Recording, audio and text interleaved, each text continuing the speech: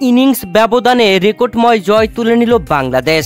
মাঠে নাজমুল হোসেন শান্তর গাল টেনে এ কেমন খুনসুটি মেহেদী হাসান মিরাজের। প্রিয় দর্শক, বাংলাদেশ ও আয়ারল্যান্ডের মধ্যকার প্রথম টেস্ট ম্যাচ শেষ হলো, যেখানে বাংলাদেশ ইনিংস ব্যবধানে 47 রানের অসাধারণ জয় তুলে নিয়েছে। এই ম্যাচে মাঠে নেমে টসে জিতে আয়ারল্যান্ড প্রথম ইনিংসে ব্যাট করে 286 করেছিল।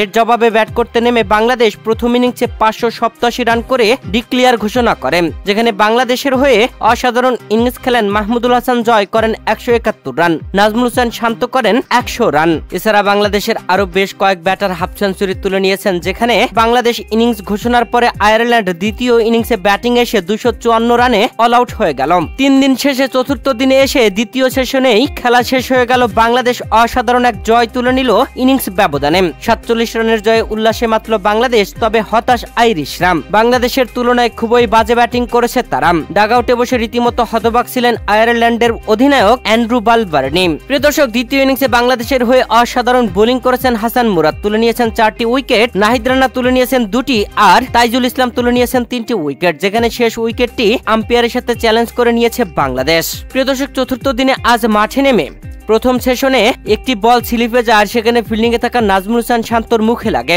এরপরে দলের ফিজিও এসে প্রাথমিক চিকিৎসা দিচ্ছিলেন নাজমুল হোসেন শান্তকে। মুখে বল লাগায় মেহেদী হাসান মিরাজ গিয়ে নাজমুল হোসেন শান্তর সাথে খুনসুটি করেন। নাজমুল হোসেন শান্তর গাল টানছিলেন মেহেদী হাসান মিরাজ। খুবই হাস্যোজ্জ্বল একটা মুহূর্ত ছিল। প্রিয় দর্শক, আয়ারল্যান্ডের বিপক্ষে বাংলাদেশের এমন অসাধারণ জয় আপনাদের কাছে কেমন লেগেছে জানাবেন কমেন্ট করে।